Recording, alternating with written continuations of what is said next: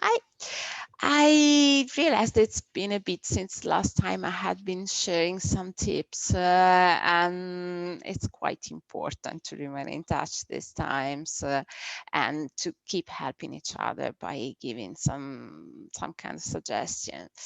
So I thought I'm going to restart, and it's going to be this time about e-commerce, because there's been so much going on, so many new sites being created, so many people selling things with online shops. And basically, one of the first things that I would like to call the attention on is something that happens quite often, particularly with my profession. People tend to think of the new things going on, like this shiny new object happening, and they tend to forget a little bit about the fundamentals. So there are things that are always valid, extremely valid. And yes, there are new things to keep in mind. And I definitely want to keep sharing and giving you some new insights into what's going to happen. But I would also like to call the attention back into what we really, really should never forget, or just neglect to really pay attention to. And in case of an e-commerce, basically, if we think of getting the basics right first, um, we need to start, as with anything connected with SEO, thinking of the keywords, so what you want to be found for, doing a lot of proper research before, and then making sure that these are in all the right places. So never forget that you really need to nail down having your keywords in all the most important elements of every page, and product page, and category page. It's really something that's the basics of the structure. Um, in terms of category, make sure that the hierarchy of the site is well done and can really help the user in case you need to break down the categories into subcategories. If it's difficult to find things, check the pagination and see how it works. Try to find something, and if it's needed, rethink of the structure within the site. Um, Thinking of products, you need to make your product pages sell the products. So in copywriting, you really need to have or to employ somebody with great copywriting skills. So the words on the page really need to be able to sell the product, and the images. So product photography really needs to be nailed down.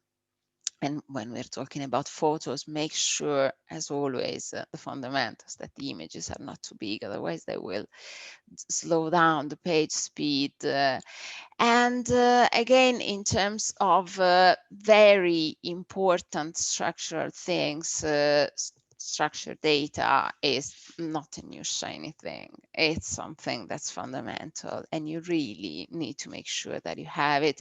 You test it. There's a lot of tests, like the rich test results of Google. You really need to make sure that of all the properties, at least you have the product name, you have the brand, the description, the price. There are some elements that really, really need to be in place. And also, you may want to consider, if you want to try and dominate the results page, also having other types of results being listed. So if you're thinking of Google doing AdWords, the Google Merchant Center now is being created to make the experience even easier.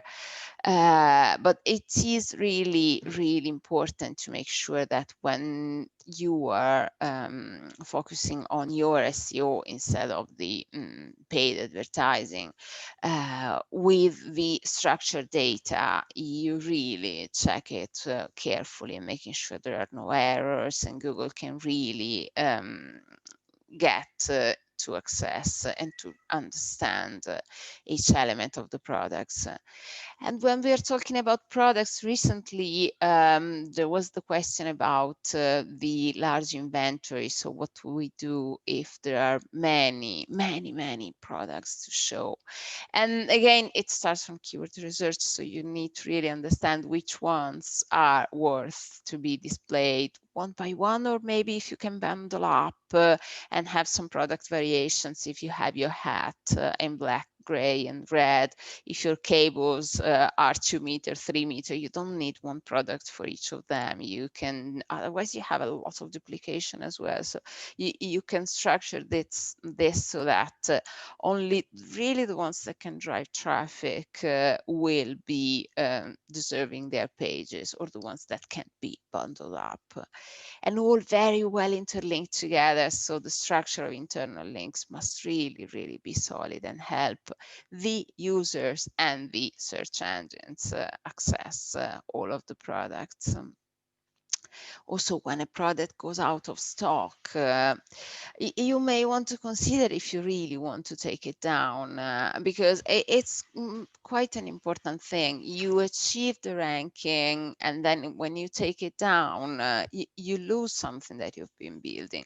If it's something that you may be restocking, consider keeping it there, and then you inform people when it will be coming available again, how they can subscribe to be informed. If you've got the date or when it will be available, tell them, or otherwise give them an idea of alternative products that they may be purchasing, so they can see some good things, and they may actually get to buy something else instead of leaving the website. You are not losing basically the ranking signals nor the potential sale. And then measure your e-commerce success. It's never enough keeping on measuring, but with a very good degree of granularity. So make sure you've got parameters in your URLs that you're tracking. Make sure that you really know what is driving traffic, and you check each channel in the right way. So what comes from Amazon, from Google, from Facebook, and which keywords are driving traffic. Are they branded, not branded? What is my brand awareness? How much people search for the product specifications, or do they search in general? What device? So you can also see how it looks on different devices. And as always, if I can close with one tip that goes with the other, don't just chase shiny new objects and keep to the fundamental. The other is really try to think of the user first. So optimize for your users first, and then search engines will basically follow. I hope this was helpful. It was just trying to summarize and recap the very top tips, the very basic things. Let me know if you have any questions, and I hope this was helpful.